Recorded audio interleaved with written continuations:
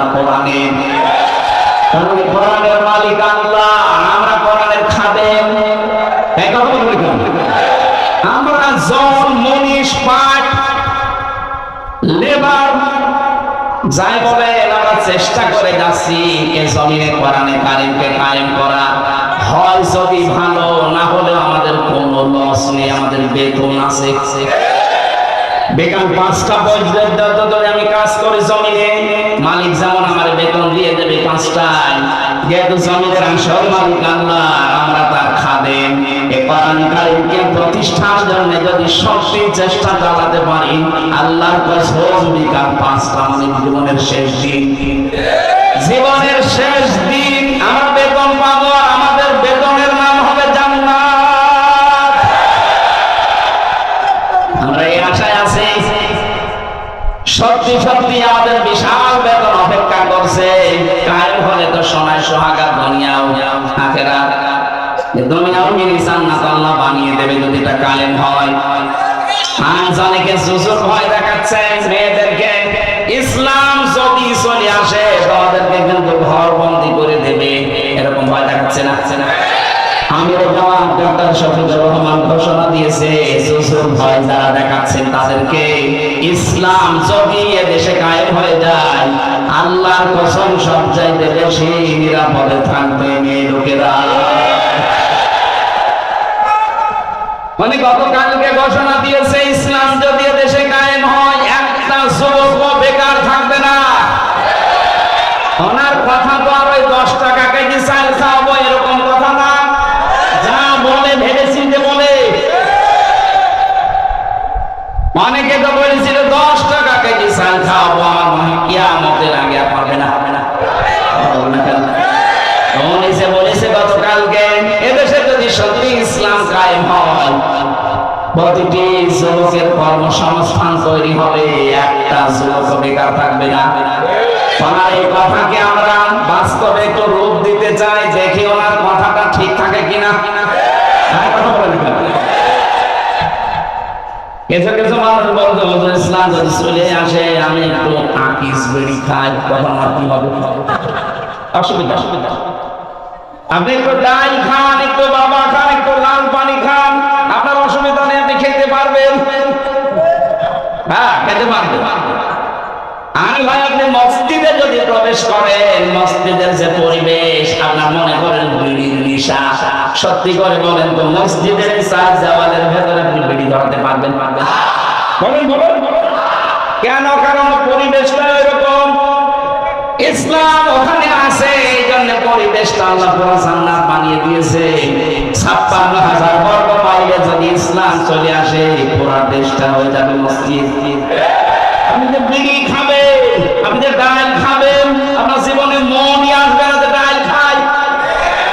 তাই বলে মসুরের ডাল খাবেন না, তা খাবেন ওই ডাল। এই জন্য এই সমস্ত ভয় যারা দেখাচ্ছেন, এই ফাসাদ সৃষ্টি করছেন, মানুষের তৈরি করা আইন আবার কায়েম করার চেষ্টায় আছে। আপনাদের অনুসরণ করা জায়েজ নেই, আপনাদের নেতা হওয়া জায়েজ নেই। সূরা শুআরা 152 নম্বর আয়াতের মাঝে আল্লাযীনা যারা ইফসিদুনা ফিল আরদি, জমিনে যারা ফাসাদ সৃষ্টি করছে, এতদিন যারা করেছেন 53 বছর মানুষের তৈরি করা আইন কায়েমের জন্য, আপনারা যে ফাসাদ সৃষ্টি করেছেন তার প্রমাণ। নিজের মেয়ের নামে টাকা পাচার, ছেলের নামে টাকা পাচার, বোনের নামে টাকা পাচার।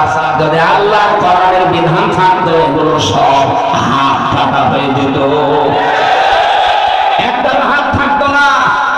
ওয়ালা ইউসলিহুন, এবং যারা সংশোধন চায় না, যারা দেশে শান্তি প্রতিষ্ঠা করতে চায় না, তাদের অনুসরণ করা জায়েজ নেই।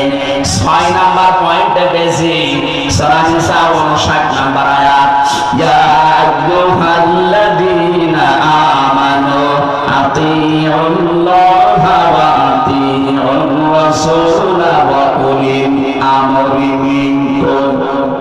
আল্লাহ পাক বলেন, হে ঈমানদারেরা, আমার আনুগত্য করো, আমার রাসূলের আনুগত্য করো, আর তোমাদের ভেতরে যারা নেতা উলিল আমর, তাদেরকে তোমরা মেনে চলো। এখানে আপনি এই ফেল, এই ভাব, এই ক্রিয়া আল্লাহ নিজের নামে, রাসূলের নামে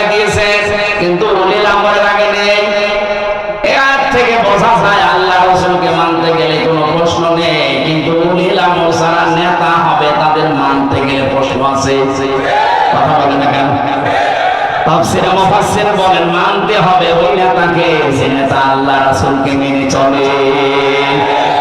৯৬ ভাগ মুসলমানের দেশে আয়াতের ওয়াজ করা লাগবে না, আপনি বুঝে ফেলেছেন। সুতরাং এর পরেও যদি কেউ ভুল করে বুঝবেন যে আপনার কপাল খারাপ। আমরা যেমন বাঁচার চেষ্টায় আছি, আপনাকেও যেন আল্লাহ বাঁচার মতো যোগ্যতা দেন, বলেন আমিন। তাহলে নেতা মানতে হবে কাদেরকে? কোরআন থেকে আমি বলেছি না আমার বাবার কথা বানালাম? বলেন। এবার আপনার বিবেকের উপর ছেড়ে দিয়েছি। এরপরও যদি কেউ মানতে না পারেন, দুনিয়ার কোন স্বার্থের দিকে তাকিয়ে আমি ডাইরেক্ট ফতোয়া দিলাম যে আপনার বিবেকের উপরে কুকুরে পোষা পোষা। ও বলছে ঠিক।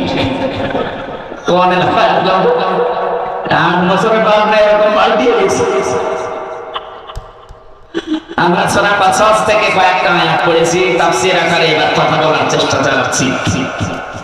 আউযু বিল্লাহি মিনাশ শাইতানির রাজীম। বিসমিল্লাহির রহমানির রহিম।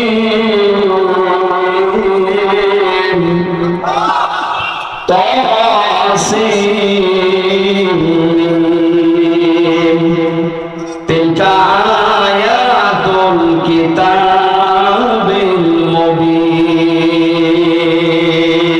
সাল্লাল্লাহু আলাইহি ওয়াসাল্লাম। বলেন বলেন। আমরা হায়াতের যেভাবে তাফসীর করা লাগে, নামকরণ, ঐতিহাসিক প্রেক্ষাপট, শানে নজরুল, এগুলো সব বাদ দিয়ে একবারে সরাসরি যাচ্ছে। আমার গলায় মনে হয় পারবে না বেশিক্ষণ, তাড়াতাড়ি তাফসীর নিয়ে এটা হবে মুকাদ্দামাতের আসল অর্থ জানে আল্লাহ। কিছু কিছু মুফাসসিরিন ইকরাম একটা অনুমান ভিত্তিক অর্থ দিয়েছেন, আমরা ওদিকে গেলাম না। তিলকা আয়াতুল কিতাবিল মুবিন। আল্লাহ বলেন এই আয়াতগুলো সব স্পষ্ট কিতাবের আয়াত। এটা কোরআনে কারীম আল্লাহর কিতাব, আমাদের কাছে স্পষ্ট না অস্পষ্ট? না না। এখানে যত মানুষ আমরা বসে আছি, আমার মনে হয় ১০০ জনের প্রায় ৯৫ জন মানুষের কাছে কোরআন স্পষ্ট। কোরআন যার কাছে স্পষ্ট হবে সে আর দুনিয়াতে গোপন থাকবে না, সে ওপেন হতে চাইবে। হযরত ওমরের কাছে কোরআন যখনই স্পষ্ট হয়ে গেছে, তিনি তখনই আর গোপন থাকতে চাননি।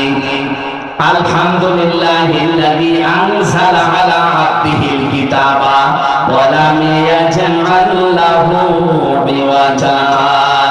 সব প্রশংসা আল্লাহর জন্য, যিনি তার বান্দার প্রতি কিতাব দিয়েছেন, এমন কিতাব যে কিতাবে কোনো গোপন কথা নেই। সুবহানাল্লাহ বলতে পারেন না? এ কোরআন আজ হাজারো আলেমের কাছে, ইমামের কাছে, অনেক পীরের কাছে গোপন। এখানে কোরআন পড়ে আর বলে হুজুর আমি গোপনে আছি। হযরত ওমর কোরআন পড়ার পরেই বলেছিলেন, হে নবী এটা সত্য না মিথ্যা? বিশ্ব বলেন এটা সত্য। উনি বলেন সত্য জিনিস আর গোপনে থাকবে না। আপনি আমার অনুমতি দেন আমি একটা মিছিল দিয়ে আসি কাবার চত্বরে।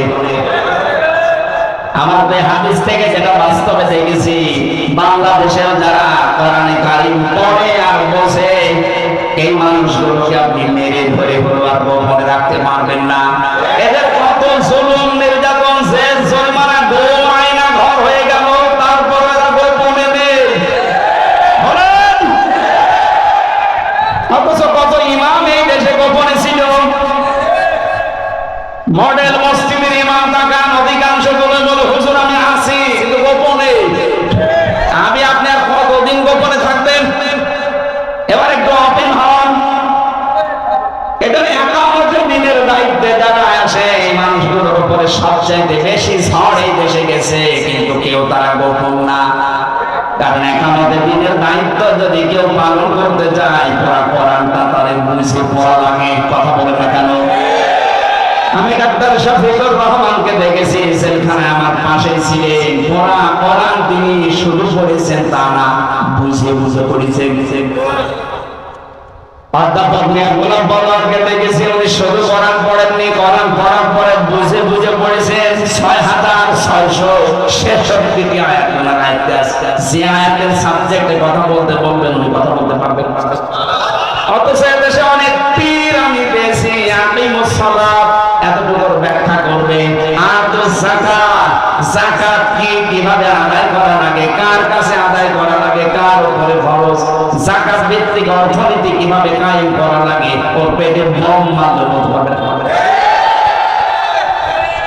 কোরআনের জন্য আমরা বলছি আমাদের কাছে স্পষ্ট না, এটা এখনো অস্পষ্ট হয়ে আছে। আল্লাহ বলেন স্পষ্ট কিতাবের আয়াত, এটা স্পষ্ট করতে হলে আমাদের শিক্ষা ব্যবস্থা এটা নিয়ে আসা লাগবে না?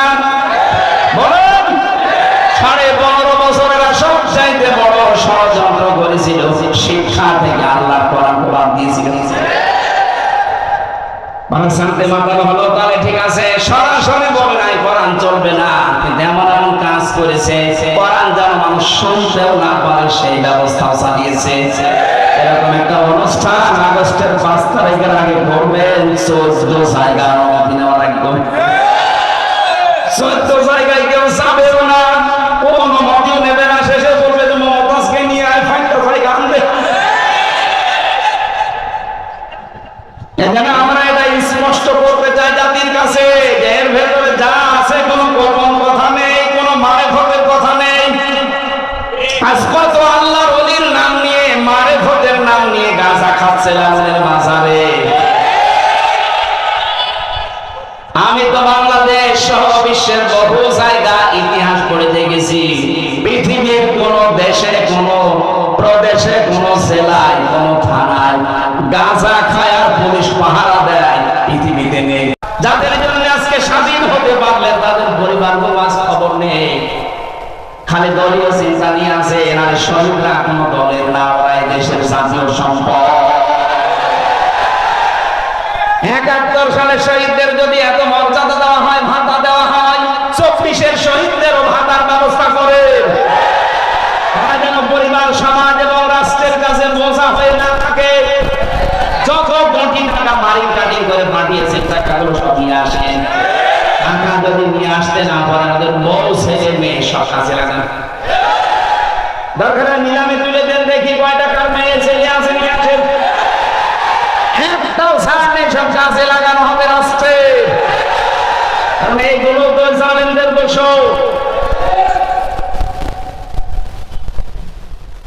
পাবনাবাসী, আমি তো শর্টকাট করে বলছি, আল্লাহ রাব্বুল আলামিনের কোরআনের কাছে যারা আসবে, সত্যি কথা তারা গোপন থাকবে। মানুষগুলো জেলখানায় কম গেছে, কোরআনের কাছে আসার কারণে গোপন থাকতে চায় না, সব ছেড়ে দিতে পারবে, কিন্তু অপিন হতে চায়। আমি হামসা বলছি, আমাদের ছেলের ভয় অন্তত দেখিয়ে লাভ নেই, কারণ আমার 3 বছর খাতা হয়ে গেছে। এখন যদি ভয় দেখাতে চান তাহলে আয়না ঘরে ভয় দেখান না, আয়না ঘর তো 10 দিন ছিলাম, আর কিসের ভয় দেখাবেন, মেরে ফেলা ছাড়া উপায় নেই।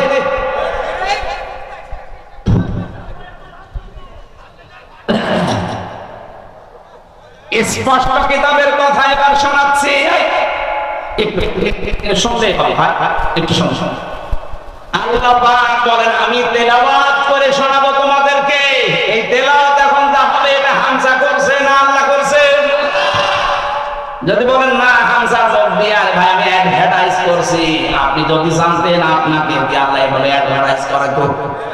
নাতুলু আলাইকা মিন নাবাই মুসা ওয়া ফিরআউনা বিল হাক্কি লিকাওমিন ইউমিনুন। আল্লাহ বলেন, আমি তেলাওয়াত করছি হে নবী আপনার কাছে, মিন নাবাই মুসা ওয়া ফিরআউনা বিল হক, সত্যভাবে, যথাযথভাবে মুসা আর ফিরআউনের কাহিনীটা, লিকাওমিন ইউমিনুন, বিশ্বাসী সম্প্রদায় যারা, তাদেরকে আপনি শোনাবেন।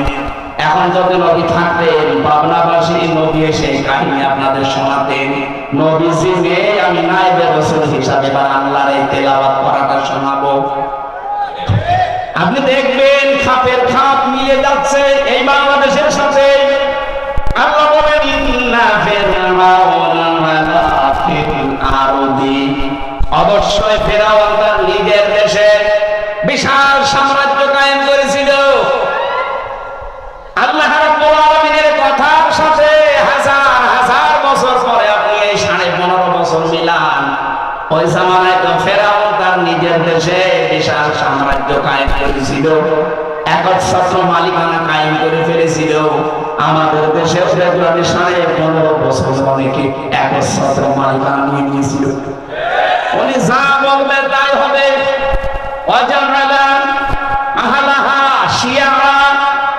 কয়েকটা কাজ হাতে নিয়েছিল ফেরাউন।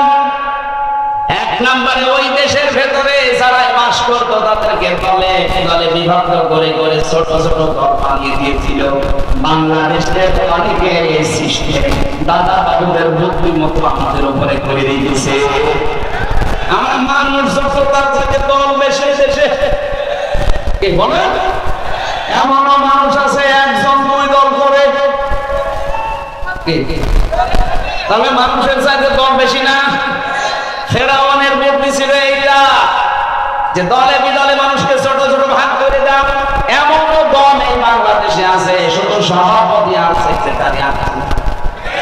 হ্যাঁ, সেক্রেটারি শুধু নিজের সভাপতি। এটা ফেরাউনের বুদ্ধি। এই বুদ্ধির ফাঁদে যেন আমরা আর না পড়ি। অনেকে বলে কেন মেলে না তাই দল করি। আরে ভাই, বাংলাদেশ জামাত ইসলামী, ইসলামী ছাত্র শিবির, ইসলামী ছাত্রী সংস্থার দিকে আপনি তাকিয়ে আমাকে বলেন এদের ভেতরে মত পার্থক্য নেই। জামাতের নায়েবে আমির অধ্যাপক ফজলুর রহমান, উনি আহলে হাদিসের লোক, এভাবে হাত বেঁধে নামাজ পড়ে। আমি তো বকে নামাজ, আমি যে নাবির উপরে হাত বেঁধে নামাজ পড়ে, মাওলানা জহুরুল ইসলাম নাবির উপরে হাত বেঁধে নামাজ পড়ে। আমাদের মত পার্থক্য, আমি কেউ সবে বলে, কেউ আসতে বলে। ডাক্তার শফিকুর রহমান উনি আহলে হাদিসের, এভাবে নামাজ পড়ে।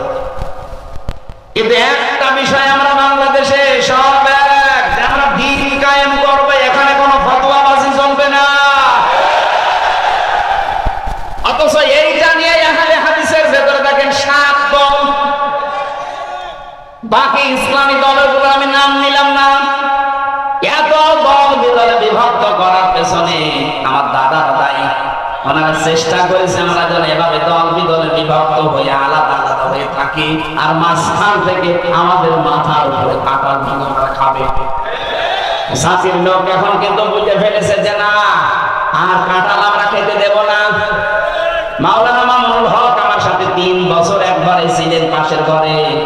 দিনের বেলা আমার বলতো, হামসা আমরা বাইরে থাকতে ভাবতাম কি, আর ভেতরের অবস্থা কি। দুনিয়া যাই হয়ে যাক, যদি বের হতে পারি ছোটখাটো বিষয় সব ভুলে যাবো। আমাদের আর উপায় নেই। দেখছেন না, বের হয়ে সব জায়গায় শুধু ঐক্যের ডাক দিচ্ছে। কথা বলেন ঠিক কিনা? এই 27 তারিখে এই মাসের মাওলানা মামুনুল হক এবং আমার আল্লামা দিলওয়ার হোসেন সাঈদী রাহমাতুল্লাহ আলাইহি ছেলে স্বামী সাঈদী 3 জনের অনুষ্ঠান আছে যশোরে। সবার একমত যে আমরা সব এক হতে চাই। জামাত ইসলামের ভেতরে আমরা দেখেছি ছোটখাটো বিষয় নিয়ে মত পার্থক্য আছে, কিন্তু দল পার্থক্য নেই। এখন হবে না কেন? আমরা এইটা চাই, মত পার্থক্য আমাদের থাকবে। এইটা করে আমাদের মাথার উপরে কেউ যেন কাঁঠাল ভেঙে খেতে আর না পারে। এই সুযোগ এই বাংলার জমিনে শেষ। কথা বলেন না কেন? আল্লাহ পাক বলেন ফেরাউন এই কাজ করেছিল ছোট ছোট ছোট ছোট দল বানিয়ে। তাদের ভেতরে সেই একটা দলকে হীন, দুর্বল, ছোট, নিষ্পেষিত করে একপেশি করে রেখেছিল। সেটা মুসানবির দল। এই হাজার হাজার বছর পরে আমরা দেখতে পেলাম এই দেশে শুধু মুসলমানদের ভেতরে হাজারো দল ভিতরে ভাগ করেছে, কিন্তু একটা দলকে বাতিল টার্গেট দিয়েছে। এই দলের উপরে যত রাগ, যত ঝাম, যত গুণ, যত খুন, যত আয়না ঘর, যত জেল, যত জরিমানা, বাড়ি থাকতে দেবে না, সব এই দলের উপরে। 15.5 বছরে এইটাই চলেছে। কত দল আছে ইসলামের নাম নিয়ে এত ঝামেলা পড়েনি, যত ঝামেলা পড়েছে একামতের দিনের লোকেরা। আল্লাহর আয়াতের সাথে আমার মনে হচ্ছে এটা 100 ভাগ মিলছে। এর পরের কথায় সুসংবাদ আছে, ইউযাব্বিহু আবনাহুম ওয়া ইস্তাহয়ী নিসাহুম ইন্নাহু কানা মিনাল মুফসিদিন। আল্লাহ বলেন ওই জামানায় ফেরাউন মেয়েদেরকে বাঁচিয়ে রাখতে ভোগ করার জন্য দাসী বাদী বানিয়ে আর পুরুষদেরকে মেরে ফেলত। বাংলাদেশের দিকে আমরা তাকিয়ে দেখলাম এই 15.5 বছরে ছেলেদের কর্মসংস্থান সব সংকুচিত করে মেয়েদের কর্মসংস্থান সব ওপেন করে দিয়েছে। পুরুষ মানুষ অনার্স মাস্টার্স করে চাকরি পায় না, আর মেয়ে লোক ম্যাট্রিক ফেল 3 জায়গায় চাকরি পাচ্ছে। এটা ফেরাউনের কৌশল। যেহেতু ফেরাউনের সাথে মিল আছে, এই জন্য এই কৌশলটা অনেকে নিয়েছিল। ইন্নাহু কানা মিনাল মুফসিদিন, আল্লাহ বলেন ফেরাউন ছিল সন্ত্রাসী ও ফাসাদ সৃষ্টিকারী ও স্বৈরাচারী। কথা বলেন না কেন? এ পর্যন্ত আল্লাহ শেষ করেননি, এবার আমি আসল কথা বোঝাই। এদিকে তাকান। আল্লাহ পাক বলেন নুরিদু আন্না মুন্না আলাল্লাযিনা ইসতাদঈফু ফিল আরদি। একটু খেয়াল করুন, এখানে সরাসরি ফাইল আল্লাহ নিজে, কর্তা নুরিদু আন্না মুন্না। আল্লাহ বলেন আমি নিজে ইচ্ছা করলাম এই জমিনে ফেরাউন যাদেরকে দুর্বল করে রেখেছিল, হীন করে রেখেছিল, ছোট করে রেখেছিল, জুলুম অত্যাচার নির্যাতন করে নিষ্পেষিত করে রেখেছিল, আমি চাইলাম তাদের উপরে একটু অনুগ্রহ করি। অনুগ্রহ করে কি করব? তাদেরকে না জানালাহু আইম্মাতান, আমি আল্লাহ নিজে তাদেরকে জমিনের নেতা বানাবো। না জানালাহুমুল ওয়ারিসিন, আর জমিনের শাসন ক্ষমতা তাদের দিয়ে দেব। জমিনের উত্তরাধিকারী তাদেরকে আমি আল্লাহ বানাবো। আমার তো মনে হচ্ছে এই দেশে একামতে দিনে যারা এই 15.5 বছরের জুলুম নির্যাতনের এই নিষ্পেষণের শিকার ছিল, আল্লাহ তাদের উপরে একটু অনুগ্রহ করেছে। তাদেরকে এখন জমিনের নেতৃত্ব দেওয়ার জন্য আল্লাহ নিজে দায়িত্ব পালন করছে। নাই তো এত মানুষ দলে দলে পালে পালে আসতেছে, কোন কারণ নেই, একটাই কারণ না জানালাহুমুল ওয়ারিসিন। এই অত্যাচারিত এই মজলুম মানুষদেরকে আমার আল্লাহ জমিনের উত্তরাধিকারী বানাতে চান। 2034 সালের আগস্টের 5 তারিখের আগ পর্যন্ত একটা জরিপ পেয়েছিলাম, মাত্র 100 জনের 15 জন মানুষ চাইতো দেশে ইসলাম কায়েম হোক। 2 মাস 8-9 দিনের ব্যবধানে এখন জরিপ পাওয়া যাচ্ছে 100 জনের 58 জন মানুষ চাইছে দেশে ইসলাম কায়েম হোক। এই মন্না মানে অনুগ্রহ। আল্লাহ যেহেতু নিজে অনুগ্রহ করবেন বলছেন, এরপরের আয়াতে আল্লাহ বলেন মাক্কিনা লাহুম ফিল আরদ, আমি জমিনের শাসন ক্ষমতা তাদেরকে দেব। আর এটা সামনে আমরা দেখতে পাচ্ছি। 100 জনের 58 যখন হয়ে গেছে, আমাদের আর চিন্তা নেই, বাকিটা আমার আল্লাহ করবেন। আগেরটাও করেছে কে? আল্লাহ। কারণ মুরিদু, আমি নিজে ইচ্ছা করলাম অনুমাক্কিনা লাহুম ফিল আরদ, জমিনের ভেতরে ওই দুর্বল দলকে আমি আল্লাহ শাসন ক্ষমতায় বসিয়ে দিলাম। আপনি নিজেই বলবেন যে সবচাইতে বড় দুর্বল করে রেখেছিল এই 15.5 বছরে এদেশে যারা একামতে দিনে দায়িত্ব পালন করে, তাদেরকে জরিমানা আন্দাজে দিয়ে দিয়ে একেবারে দেওয়ালে পিঠ থেকে গিয়েছিল। আল্লাহ কেন এগুলো করবো জানো?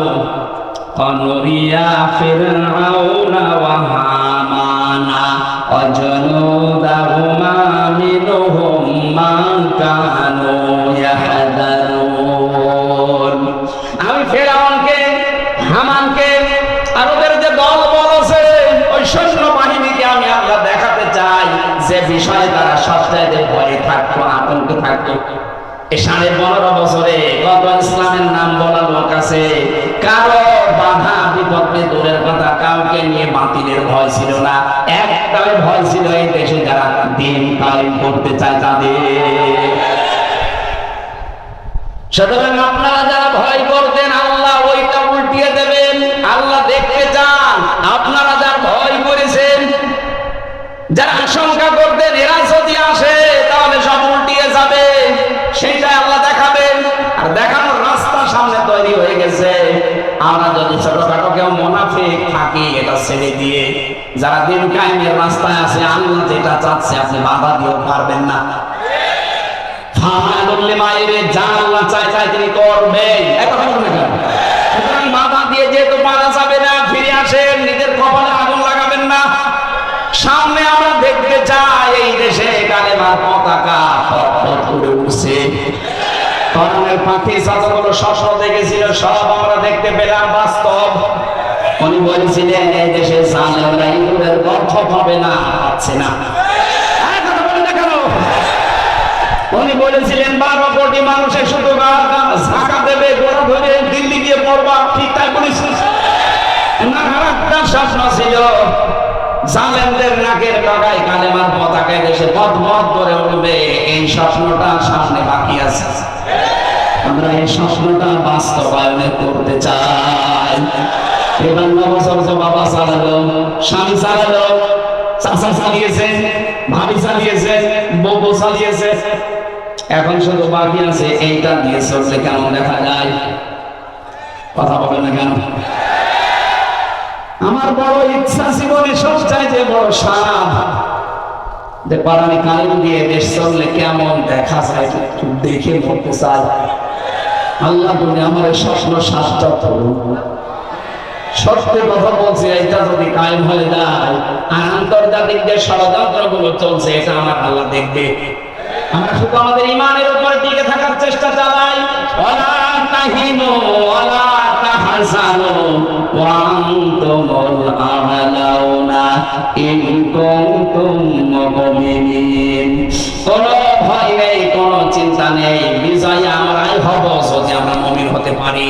সুতরাং বিজয় দেওয়ার মালিক কে? মুমিন হওয়ার মালিক কে? এই মুমিন আল্লাহ হবে। আমি তো মুমিন আছে, আমরা আব্দুল মুমিনরা মুমিন হতে চাই। কথা বলেন, আমরা যদি মুমিন হতে পারি বিজয় দিবেন কে? এরকম মানের মুমিন আমরা হতে চাই। শুধু আল্লাহর আইন চাই, সব লোকের শাসন চাই, এই স্লোগান হবে না। আল্লাহর আইন চাই, সব লোকের শাসন চাই এবং সব লোক তার যোগ্যতা সম্পন্ন হওয়া চাই। আর যোগ্যতা সম্পন্ন করে গড়া তোলার জন্যই বাংলাদেশ জামাত ইসলামী, ইসলাম ছাত্র শিবির, ছাত্রী সংস্থা আপনাকে যোগ্য করে গড়ে তুলবে। আপনি তাকান এদের ভেতরে যে যোগ্যতা আছে, যেখানে লাগাবেন সেখানে লাগবে। বিচার ব্যবস্থায় নিয়ে যান, ঠিক এদের লোক আছে। শিক্ষা ব্যবস্থায় নিয়ে যান, এদের লোক আছে। ওই রকম যোগ্যতা সম্পন্ন লোক বোঝে না তা এরকম না। আন্তর্জাতিক যে রকম যে কোনো পরিস্থিতি মোকাবেলা করার জন্য কথা দিয়ে হোক, বুদ্ধি দিয়ে হোক, এরকম মানের লোক এই দলে আছে। আপনার বিশ্বাস না হলে আপনি তাকান, অধ্যাপক মিয়া গোলাম পরোয়ার কয়েকদিন আগে জাপান এখন চীন সফর করছে। ওখানে গেলে তো বাংলায় কথা চলবে না, কথা বলা লাগবে ওদের ভাষায় নাই, আন্তর্জাতিক ভাষা দিয়ে। আমার একটা দল দেখান যে দলের লোকেরা বাইরে গেলে ইংরেজিতে টকিং করে তাদের বোঝাতে পারে, দেখান। ডাক্তার আব্দুল্লাহ মোহাম্মদ তাহেরের দিকে তাকান, বাইরের দেশের মেহমানরা আসলে তিনি টকিং করে কথাগুলো বোঝাতে পারে, সেই যোগ্যতা আছে না নেই? যেহেতু সৎ এবং যোগ্যতারা আল্লাহ যেন তাদেরকে দিয়ে এই জমিনে করাটা কায়েম করে দেয়, বলেন আমিন।